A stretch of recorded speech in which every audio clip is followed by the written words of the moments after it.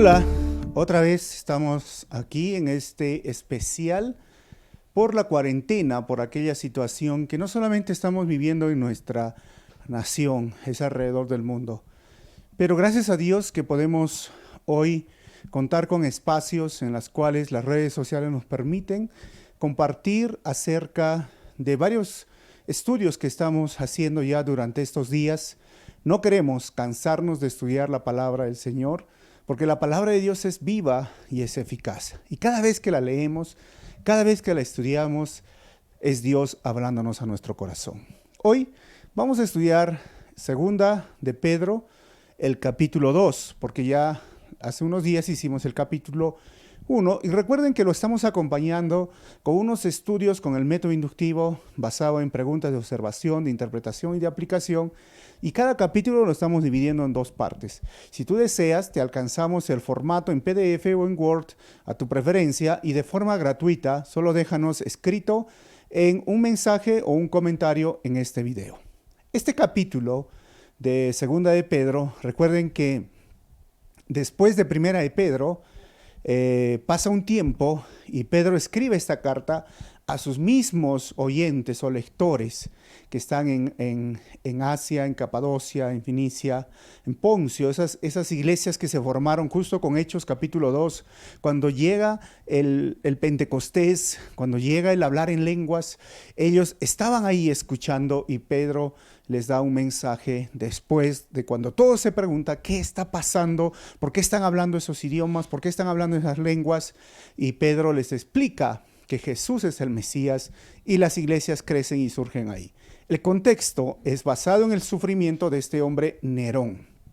Nerón empezó la primera persecución a los cristianos, por lo tanto llegó el sufrimiento. Con el sufrimiento llegó el dolor. Con el dolor muchas veces las personas se cuestionan, ¿dónde está Dios en medio de mi dolor, en medio del sufrimiento?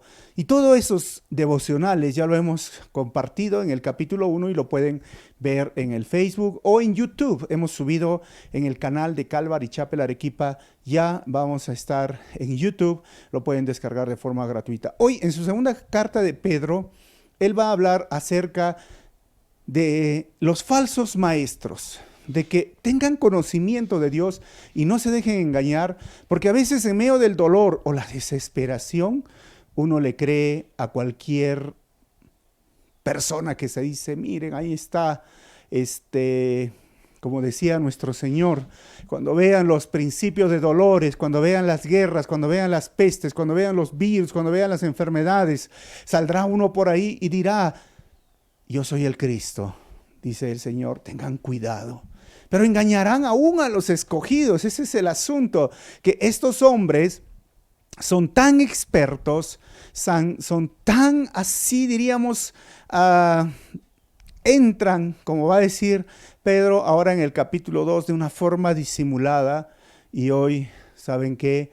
Hay muchas personas siendo engañadas por falsos maestros, por falsos profetas, por falsas doctrinas que entran a la iglesia. Así que este capítulo 2 lo he titulado El conocimiento acerca de los falsos maestros y profetas. Pedro quiere que los hermanos que están ya sufriendo, que están siendo perseguidos, conozcan acerca de los falsos maestros y profetas. Y lo he puesto en dos partes. Primero, la identidad de los falsos profetas y maestros. Y segundo, las características de los falsos profetas y maestros. Como les dije, esta carta fue cuestionada por muchos para ser canonizada. Ya en el canon Muratori o el canon de Marcion estaban un poquito cuestionadas, pero al final la evidencia interna que vemos en el capítulo 1, que ya lo mencioné anteriormente, nos dice que escribió Pedro. Pero Pedro quiere explicar ahora en este capítulo, que es curioso, es muy similar a la carta de Judas. Casi tiene, algunos dicen, ha hecho un copy-paste, ¿no? O copiar-pegar, porque hay muchas palabras, incluyendo oraciones, frases muy parecidas a la carta de Judas. Por eso es que es un poco difícil esquematizar como, digamos, Pablo. Pablo era diferente. Pablo, la mayoría de sus cartas, los primeros capítulos eran doctrinales o teológicos, y después los dividía en pasos prácticos de la vida cristiana. En cambio, Pedro suelta doctrina, suelta vida práctica, suelta pastorea, llama la atención, luego regresa a contar sus experiencias. Bueno, esto es Pedro, y por esto la identidad, vamos a ver primeramente, de esos falsos profetas y maestros, él menciona ahora en los primeros días. Así que del capítulo 2, versículo 1 al capítulo 3, versículo 4, va a mencionar a estos falsos maestros. ¿Y quiénes son? Primero, ya en los primeros días existían falsos maestros y profetas, dice Pedro, y los primeros que los menciona son los ángeles impíos en el versículo 4. Estos ángeles pueden ser aquellos ángeles que son esos ángeles que se rebelaron con Satanás, obviamente en la rebelión, y también se dice que son estos ángeles que se mencionan en capítulo 6 del libro de Génesis, del versículo 1 al 5, que vieron a las hijas de los hombres y llegaron a la tierra y tuvieron relaciones con ellas y formaron unos gigantes. Eso ya lo mencioné anteriormente si lo quieres escuchar, pero lo puedes estudiar, y dice que estos falsos entraron en aquellos primeros días. Ya existía personas, espíritus, ángeles que se disfrazaban y podían llevar al engaño. En aquellos días de Noé también se dicen que había bajaron un tipo de ángeles y que llevaron al engaño. Por eso es que Dios decidió enviar el diluvio. Número 2, ¿a quién más menciona? En el versículo 5, Pablo va a mencionar a las personas impías del tiempo de Noé. Es decir, aquellas personas que por 120 años Noé predicaba y ellos rechazaron y solo se salvaron 8, dice, porque eso es lo mismo que va a decir Judas, y en un diluvio. La palabra para diluvio que usa aquí Pedro es cataclusmos, de la cual viene la palabra cataclismo. Obviamente, cuando tú miras una película del diluvio o te llevan a la escuela dominical, cuentan, ¿no?, que empezó con unas gotitas garuando porque no llovía hasta ese tiempo, pero eso no es lo que sucedió. Un cataclismo, cuando estudies, digamos, lo que se llama creacionismo, la ciencia referencia a la creación, el cataclismo es que los cielos se abrieron y el agua cayó. Las compuertas, dice, de la tierra se abrieron, del mar, y así como ¿cómo se llama? Estos baños que están ahí encerrados por los geysers, que lo llaman, ¿no? Empiezan a explosionar, a erupcionar. En cuestión de minutos la tierra se inundó. No fue un momento así, y luego continuó con la lluvia. Por eso se llama cataclusmos. ¿Quiénes son estos? Esas personas que en el cataclismo, en el diluvio, rechazaron. Ellos también están mencionados en la carta de Pedro. Tercero, las personas impías en el tiempo de Lot. Ya mencionó a estos ángeles, ya mencionó los tiempos de Noé. Menciona los del tiempo de Lot, lo mismo que Judas. En su versículo 6 al 8, y básicamente lo que está diciendo a Pedro, que aquellos fueron castigados, Sodoma y Gomorra, y Lot era de un alma noble, un hombre justo. Hay muchas características de Lot que Génesis no lo menciona, y dice que vino una catástrofe. Obviamente nosotros sabemos por las historias que Sodoma y Gomorra fue castigada con fuego. De un momento a otro cayó y nadie escapó, solo Lot, su familia, y su esposa también iba a escapar, y el ángel le dijo, no volteen. La mujer volteó y se volvió una estatua de sal. Esa palabra es caratrepo.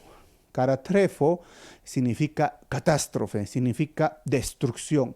Destruyó a esas personas. Esa es la identidad que está mencionando, esas personas impías del tiempo de Lot. Y el último que está mencionado en esta identidad, cuarto, son los falsos profetas en el pueblo de Israel. Ya son los ángeles, ya son las personas, ahora son los profetas. Miren, de todo lado viene el error, es lo que quiere decir Pedro. ¿A quién lo menciona? En el versículo 15 y versículo 16 menciona a Balaam. Balaam, tú puedes ver su historia en Números 22 al 24. Justamente también menciona a Judas, a Balaam, que dice que su burra le habló, le dio palabras. ¿Y por qué me golpeas? ¿Por qué? Porque Balaam quería ir a maldecir al pueblo de Dios. ¿Sabes por qué? Porque lo que está diciendo la identidad de estos falsos profetas es que ellos venden su don. El don es un regalo, no se puede vender.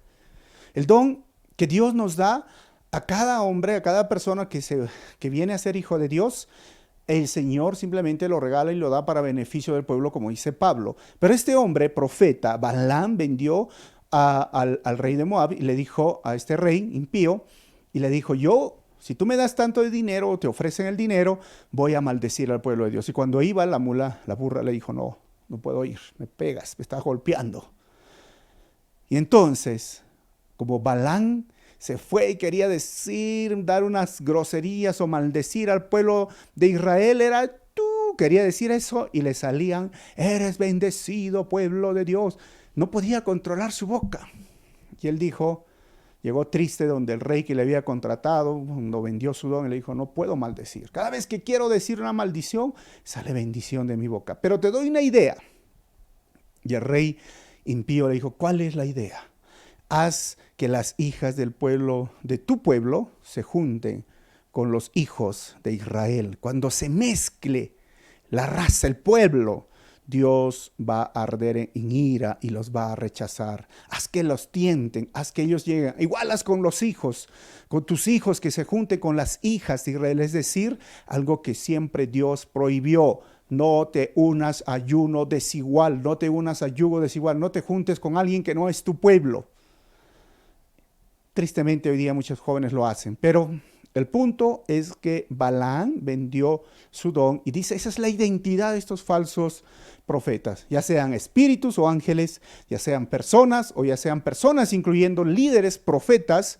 Mira, esa es la identidad. Así que Pedro dice, reconócelos en estos días. La segunda es las características de estos falsos profetas y maestros. ¿Cuál es la característica?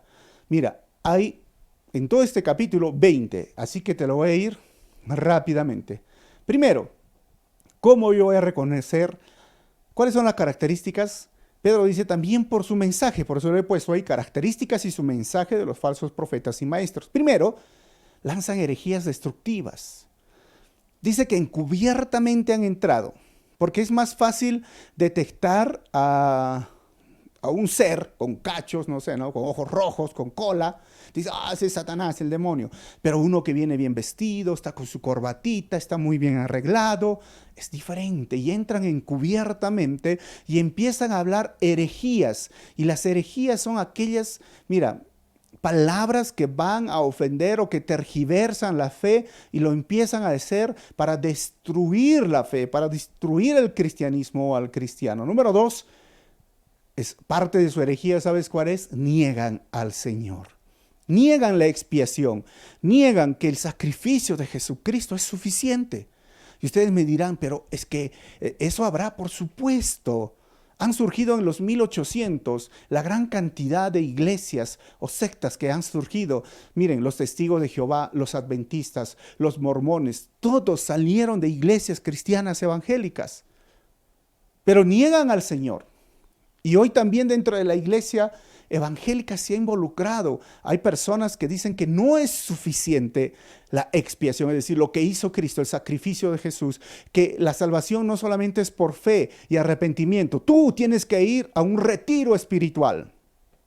Hay personas que se atreven a decir, aquellos que pasan por un retiro espiritual son salvos. Los que no han pasado no son salvos. O sea, y la expiación y el sacrificio de Jesús no es suficiente. Miren cómo van entrando. Niegan al Señor. Tercero, prácticas vergonzosas. El versículo 2. Estas prácticas que ellos van a querer hacer, por lo cual van a difamar al pueblo de Dios. Van a poner a todo el pueblo de Dios en un solo saco. Hoy se han cuestionado esos retiros. Hay personas que dicen, eso no es de Dios. Eso no es cristiano. Las formas, las cosas que están haciendo allá. Miren, prácticas vergonzosas, características y su mensaje de los falsos profetas ya en ese tiempo. Número 4, explotarán a las ovejas. Pablo dice, los van a hacer mercadería, van a hacer mercancía, o en otra versión, los van a explotar a las ovejas. ¿Y sabes por qué lo van a explotar? Esa es la característica de esos falsos profetas. A ver, Si yo te menciono, tú dices, ¿qué pastor que sale en la televisión o en la radio? Es así, ¿no? Márcalo con check, check, check. Porque lo único que quieren es ellos dinero.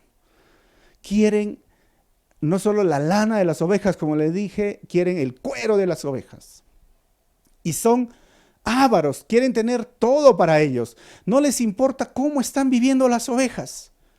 No les importa cómo consiguen el dinero. Lo importante es que ellos den dinero y les dan sutilezas, les engañan diciendo que tu semilla es tu ofrenda. Cuando Jesús mismo interpretó esta parábola de la semilla, dijo, la semilla es la palabra de Dios que produce su fruto a 30, 60 y 100 por uno. Pero lo único que quieren es explotar a las ovejas.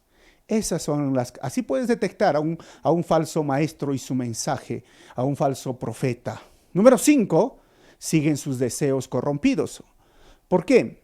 Porque se dejan guiar por su naturaleza pecaminosa. Este tipo de falsos maestros, Pedro los reconoce porque lo único que los anima es su vida carnal. No hay una vida espiritual. Sexto, desprecian la autoridad del Señor. Esto lo dice en el versículo 10. Es como que la Biblia, los evangelios, la palabra de Dios es mi autoridad, es la palabra revelada, es la revelación especial para mí. Pero ellos lo dejan a un lado, la revelación especial, y ¿saben qué ponen encima? Su revelación. Dios me reveló, usan el nombre de Dios, ¿no? Y la revelación vino, pero la Biblia no dice eso. Dices, pero es mi revelación, es mi experiencia. Es como que la autoridad del Señor está abajo y ellos tienen más autoridad que Dios. ¿Saben? Esos son los falsos profetas y maestros que han surgido muchos en todo el mundo. Estaba leyendo y estudiando este movimiento, esta nueva secta que ha llegado a nuestra ciudad y quizás está en tu ciudad, se llama la diosa madre.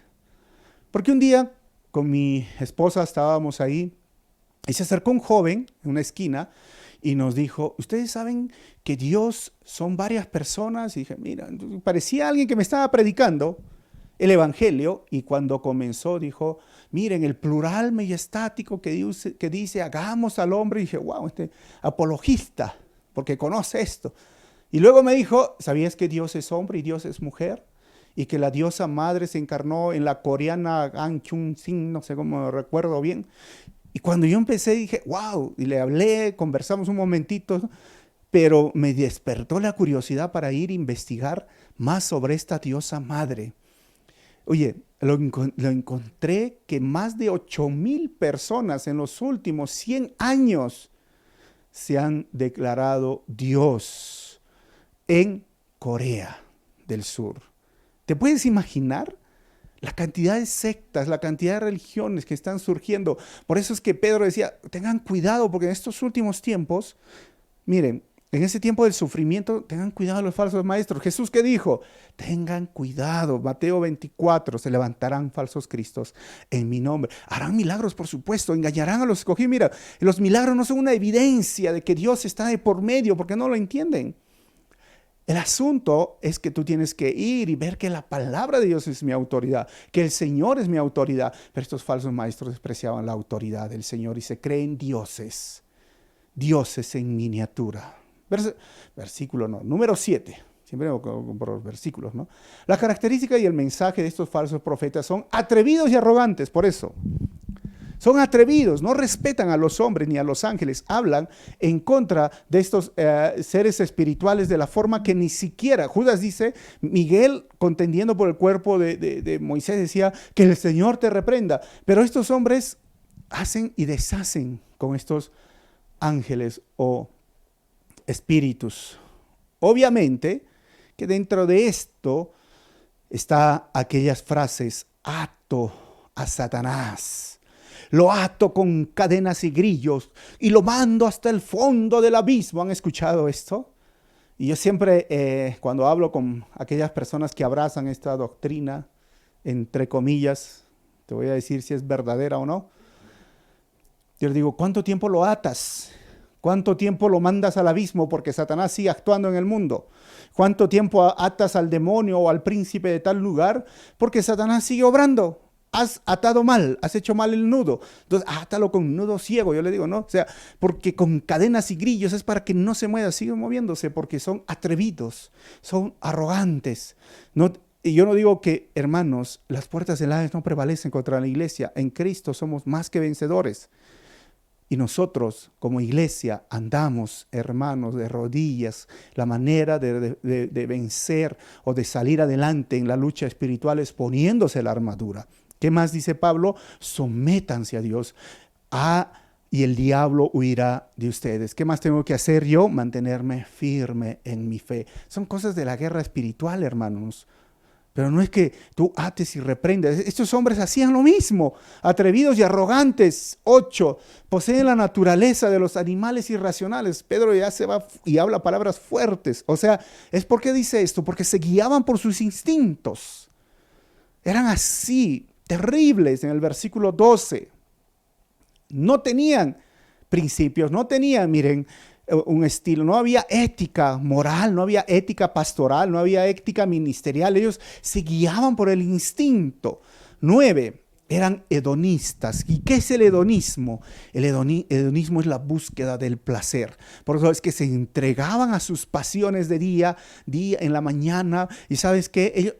Pedro dice en el versículo 3, no trabajaban, les gustaba estar disfrutando de casa en casa, estaban ahí. Esos son los falsos profetas y maestros que quieren simplemente darse el placer. Dice, yo no como en cualquier restaurante, yo como en restaurante de este nivel para arriba, ¿no? Yo no puedo vestir cualquier ropa, yo tengo que vestir de tal marca, yo no simplemente viajo en servicio imperial porque eso es funeral, yo viajo siempre en vuelo. Hermano, el hedonismo es una característica y es su mensaje. Y animan a las personas a que vivan así. Porque dicen, no puedes comprarte ropa cualquiera, porque eso es llamar a la pobreza. Bueno, hedonistas. 10, su corazón está lleno de adulterio. Y siempre están mirando a mujeres con el deseo de tener a estas mujeres, porque seducen a las inconstantes, dice Pedro. Ojo, ten mucho cuidado, son falsos profetas y falsos maestros. Miren esas características que tú puedes detectar. De repente conozco o he escuchado de un pastor así, ¿no? Su corazón está lleno de adulterio. 11, expertos en la avaricia. Eso es lo que dice en el versículo siguiente. Pedro habla acerca de que estos hombres son materialistas. Su deseo por la avaricia los ha llevado a este tipo de lo que consumismo que el mundo hoy está ofreciendo. ¿Sabes por qué? Porque ya no es suficiente una casa, necesitas una mansión. Y si tienes una mansión es porque mira cómo Dios me ha bendecido. Porque ya no es suficiente un auto para hacer el ministerio. No, tú necesitas un auto realmente de lujo de $80,000, de $100,000 para decir cómo Dios me ha bendecido. Porque ya no es suficiente algo, hermano, tienes que hacer más y dan ese lugar al materialismo. 12 son hijos de maldición. 13 han abandonado el camino recto. ¿Sabes por qué? Empezaron bien, empezaron muy bien a servir al Señor en el versículo 15, pero se extraviaron en su don. Dios los bendijo quizás con un don de enseñar, un don de sanidad, porque el don de sanidad existe y sigue obrando. O el don de profecía, pero han abandonado el camino recto porque ahora es, mira, yo voy, pero ¿cuánto hay? ¿Cuánto esto es mi tarifa? No es así, hermanos.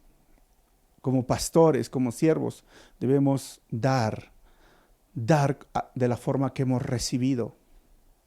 Obviamente no estoy yendo al otro extremo, donde hay personas que cuando uno va a una iglesia dice, ya, chao, gracias, ¿no? No, obviamente es una ofrenda que cuando uno va a una iglesia recibe una ofrenda, pero esto no es algo como tarifa, esto es simplemente es una dádiva, es un regalo que corresponde a la iglesia, porque también los pastores tienen familia, tienen hijos o tienen que venir de un lugar lejos. Obviamente por eso es algo voluntario cuando se trabaja con las iglesias, cuando se sirve en las iglesias, porque hay iglesias irresponsables en el otro lado, ¿no? Que no ven que también el siervo de Dios es digno de su salario, el obrero es digno de su salario, pero ellos se han extraviado del camino, han abandonado, su don lo están vendiendo, su don están poniendo tarifas, y estos son características de falsos maestros y profetas. Número 14, son como fuentes sin agua, es decir, son apariencia. ¿De qué sirve tener una fuente, o sea, algo sin agua? Es bonito, pero no tiene utilidad. Aparentan. 15, son como niebla empujada por la tormenta. Es porque no tienen principios, van de aquí para allá, van de aquí para allá, al mejor postor, lo que venga. Si hay otra corriente filosófica o doctrinal, ahí están abrazándose, porque no son como niebla empujada. 16, pronuncian discursos arrogantes y sin sentido. Tú escucharías las barrabasadas que se dirían, ¿no?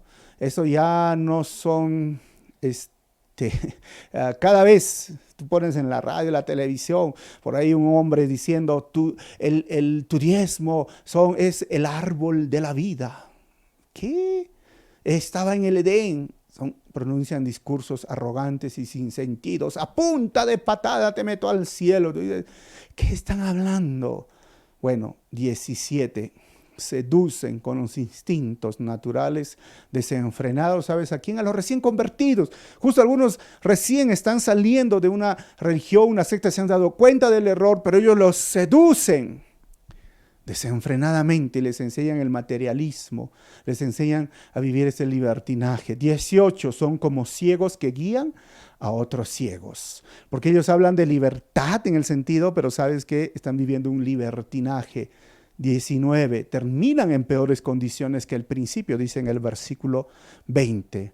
Es básicamente una persona que ha sido convencido, pero no ha sido convertido.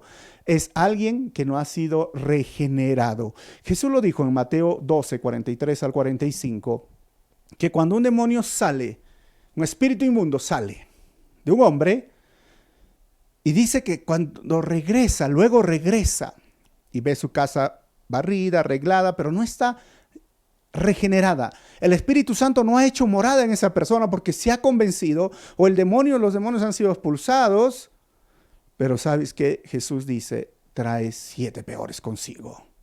Y la condición de aquel hombre llega a ser peor, es porque no ha sido convertido, no ha nacido de nuevo, no ha sido regenerado. Porque si de mí salieron espíritus y el Espíritu Santo mora en mí, un cristiano no puede ser poseído por demonios, porque es mayor el que está en mí que el que está en este mundo. No puede existir que un cristiano esté poseído por demonios. Pero estos hombres, falsos maestros, falsos profetas, han sido convencidos, pero no han sido convertidos. No existe la regeneración. ¿Y sabes qué? Terminan en peores condiciones que al principio se dice Pedro. Y la última, y ahí termino, son como perros y cerdos sucios. Suena feo esa frase, pero en el versículo 21 dice que el perro vuelve a su vómito y el cerdo o la puerca, miren, al lodo, al barro, a la suciedad. O sea, no está hablando, algunos usan este versículo para decir se pierde la salvación, no está hablando, miren, todo el contexto de este versículo 20 y 21 está hablando de los falsos maestros, los falsos profetas. No está hablando de aquel que ha nacido de nuevo, aquel convertido, aquel que ha sido regenerado. Ellos no son regenerados, no son creyentes, recuérdalo. La seguridad de la salvación es una de las doctrinas principales de la iglesia cristiana. Por eso Pedro comenzaba en su carta, en 1 de Pedro capítulo 1, versículo 3 al 5, ¿qué es lo que dice? Doy gracias a Dios por la salvación que Él me ha dado, porque Él nos ha hecho ahora nacer de nuevo por medio de Él, para su gloria hemos nacido de nuevo y tenemos una herencia inmarcesible, incorruptible. Dios nos los ha dado y lo tiene asegurado en nosotros. En su Hijo, para dárnoslos a nosotros. La salvación es un regalo que el Señor nos ha otorgado cuando hemos sido regenerados, cuando somos creyentes. Este versículo se aplica para los que son falsos maestros, porque el perro vuelve a su vómito y la puerca lavada al lodo. Esas son, hermanos, las dos partes que se ven en el capítulo 2 de Pedro. Quisiera terminar con estas lecciones doctrinales importantes, ya que hemos visto todo esto, hablando más sobre los falsos maestros. A lo que ellos se enfrentaban era al antinomianismo. ¿Qué? Dicen algunos. ¿Con qué se come eso? ¿Qué es el antinomianismo? Miren, el antinomianismo hoy día lo llamaríamos así el libertinaje. Antinomianismo surge justo con la idea de que la ley moral, cuando hablaba de que Jesucristo cumplió la ley, ¿saben qué? Los 10 mandamientos, la ley moral no se aplicaba hoy para nosotros porque vivíamos en la gracia. Y este tipo de antinomianismo es lo que atacaba, porque ellos decían, sí, la gracia, miraban todo lo de Jesucristo, pero vivían en un libertinaje, porque vivían con un corazón lleno de adulterio, siguiendo sus propios deseos, su naturaleza humana. Esto es libertinaje. Eso es hacer de la gracia una gracia barata. Eso es de hacer de la gracia una desgracia. ¿Cómo te lo puedo decir? O sea, es cierto, la gracia es inmensa. Es a veces difícil de comprender, pero tenemos que hablar de la gracia. Y la gracia trae libertad, pero no trae libertinaje. Y la libertad que tenemos en Cristo, tampoco vamos a ir al extremo legalista, pero hay personas que de la libertad hacen un libertinaje. Hay cosas que en la cultura, miren, no son pecaminosas, pero hay cosas de la cultura que sí son pecaminosas. Pues dejemos que el Espíritu Santo también, el sentido común, también la lógica, también el que yo no me quiera parecer al mundo me ayude a entender cómo debo vivir mi vida cristiana en cada cultura. Porque hay asuntos de la cultura que en mi cultura no es problema. Y algunos lo usan, ese tipo de la libertad, para vivir en libertinaje. Y esto era el antinomianismo, que muchas veces cae en la iglesia. Y hoy la iglesia simplemente se parece mucho al mundo. A veces ya no hay diferencia entre el mundo y la iglesia. Debe de existir una diferencia, debe de haber, pero para ellos quieren parecerse al mundo. Para este grupo de personas que viven en el libertinaje y este antinomianismo moderno, es que no llevas problema, tú eres demasiado exagerado, tú eres demasiado duro, tú eres demasiado rígido, ya pareces legalista. ¿Por qué? Porque simplemente la gracia que no te santifica, tampoco te salva. La gracia que no te regenera, tampoco te salva. La gracia no es barata. La gracia, hermanos, es en la cual nosotros disfrutamos y está fundada nuestra salvación. Pero la gracia es responsabilidad. No es legalismo, es responsabilidad. Y lo segundo es el gnosticismo.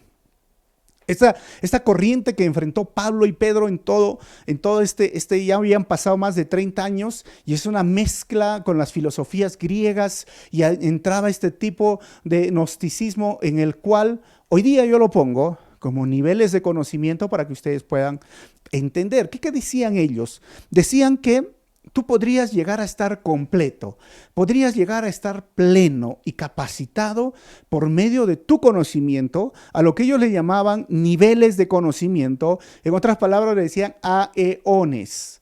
Y estos aeones te iban a llevar a la plenitud del conocimiento, lo cual se llamaba el pleroma. Y este pleroma era que tú llegues de un nivel a otro nivel, y puedas avanzar. Y para ellos, Jesús era un ente con un pleroma. Y ellos decían que el espíritu se elevaba en base al conocimiento y la materia, el cuerpo era malo. Y es por eso que decían que Jesús no vino en carne, vino en espíritu. Mira, la carta de Colosenses ataca directamente esto. Y Pedro también ataca esto. Dice, no vivan como hijos responsables. Y segundo, también Pablo va a decir en Colosenses, toda la plenitud habita en Cristo. Todo el conocimiento habita en Cristo. Miren, toda la capacidad está en Cristo. Él, por medio de Él fueron creadas todas las cosas. Es a través de Él que las cosas fueron creadas. Y sin Él, nada de lo creado existe. Y punto. Y Él es la cabeza. Él es el que y nos los ha dado a nosotros. Y por medio de Él nosotros podemos disfrutar de la plenitud, la capacidad, el conocimiento. O sea, se acabó el problema años después de este gnosticismo, pero hoy surge, ustedes ven ahí, gnosis. En las publicidades hay muchas escuelas acá en Arequipa de gnosis, del conocimiento. Pero Es esto lo que él atacaba, el gnosticismo y antinomianismo, y eso es su carta de estos falsos maestros. Hoy no quisiera terminar, en los pocos minutos que tengo, de decirte que la iglesia ha sufrido y está sufriendo un tipo de falsos maestros y profetas que han surgido después de 1930 aproximadamente. Ya en el 1960 es donde se asume esta pseudo-teología de la fe y la prosperidad. El padre de todo esto se llama William Kenyon, o Kenyon, le dicen, ¿no? K-N-Y-O-N. Él también abrazaba la metafísica y usa dos palabras, ¿no? La confesión positiva la vuelve en cristianizada en fe. Imagínense, y la visualización lo llama en tu declaración. Por eso salen palabras, tú solo declara, visualiza, decreta, visualiza y ten fe. Y luego te dicen que tienes que llevar a niveles de fe. Ya uno de los padres de este movimiento de fe y prosperidad, que ya no está en vida, él es Kenneth Hagin, lo hace muy famoso en los Estados Unidos del 60, y aquí empieza a llegar más o menos en el 70, 75, 80, se hace muy famoso este movimiento de fe y prosperidad, que tiene casi unas bases muy interesantes, que lo mismo que estamos viendo aquí es muy similar, porque te llevan al materialismo. El asunto que dicen que tu fe tiene un nivel superior si tú eres bendecido económicamente. Si tienes mejor carro, si tienes mejor casa, esto significa que tienes una fe muy superior. Que tú tienes una fe superior, si no, la enfermedad no te afecta. Entonces necesitas una fe. Y todos debemos ser sanos. Y para hacer esto empieza la confesión positiva. Les dicen que no, inclusive no digas palabras negativas, que si tú estás enfermo, si tú estás con una fiebre, no digas que tienes fiebre porque estás llamando a la fiebre y la enfermedad va a seguir a ti. Que si tú tienes dolor, no digas que tienes dolor, al contrario, tú di, no duele, no tengo enfermedad, estoy bien, estoy sano. ¿Y eso qué significa? Por medio de tu confesión positiva tú vas a sanar. Miren, eso es metafísica. Tú revisa los principios de la metafísica que se ha vuelto cristianizada. Y les dicen también que van a subir a niveles, eso es gnosticismo, ¿no? Niveles de fe, y que sabes que te va a llevar a lugares desconocidos que tú no conoces, y en esos lugares desconocidos tú vas a ser como Dios, porque dice, dioses somos en miniatura. Kenyon habló sobre esto y lo creyeron todos y muchos lo creen, porque yo tengo la palabra. Así como Dios creó el mundo, yo puedo decir algo y se va a materializar, se va a convertir. Y entonces yo soy un pequeño Dios. Yo soy el arquitecto de mi propio destino. Yo armo las cosas con mi palabra. Tú solo di la palabra. Yo he hablado con muchas personas, en verdad. Antes me enojaba, pero ahora tengo mucha compasión. Un día estaba viajando por un ministerio interdenominacional en la cual sirvo, con una persona que estaba en el avión conmigo, y el avión empezó a hacer turbulencias. No sé si ustedes están esas turbulencias. Y yo decía, uy, nos vamos a morir, nos vamos a morir. Lo dije intencionalmente porque esta hermana, pues, ¿no? Hermana que estaba ahí, era de esta fe y prosperidad. Y él me decía, pastor, no diga eso, cancelo. Y yo decía, no vamos a morir, está llamando a la muerte. Le dije, ¿sabe qué, hermana? Yo no tengo poder, ni para darme vida, ni para llevarme a la muerte. Es Dios quien tiene todo el poder. Y decía, no, yo cancelo. Y seguía la turbulencia. Yo le decía, nos vamos a morir, aquí me despido, hermana, en el nombre del Señor, que el Señor la guíe, nos vemos en el cielo, ¿no? Y decía, no. Bueno, miren, han pasado años, yo sigo acá. Porque son turbulencias, yo no ordeno a Dios. Mi palabra no tiene poder. Y eso que dicen que la palabra poder tiene poder, ¿saben de dónde lo han sacado? De un proverbio. Ni siquiera es una doctrina basada en toda la Biblia. Es un proverbio. La lengua y la vida están en el poder de la... Es un proverbio. Poesía, es un poema. O sea, a veces de un texto hacen un pretexto y te lo dice, pero acá dice la Biblia, pero tienes que conocer. Por eso Pedro decía, conózcanlos. Esas son las características.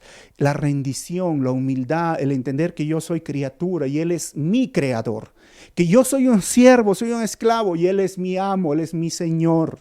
De entender que yo simplemente no soy el arquitecto de mi propio destino, sino mis días están diseñados por el Señor. Salmo 139, no existía ninguno de ellos y el Señor ya lo diseñaba. Yo sé y estoy seguro, hermanos, que el Señor, que yo voy a partir cuando el Señor quiera que yo parta. Yo no decido, yo no llamo a la muerte. Mira, el Señor está sobre todo poder. Él está sentado en su trono. Él reina, hermano. Él es el Señor. Él es el soberano. Yo soy un simple mortal, soy polvo. Así que su gracia la recibo.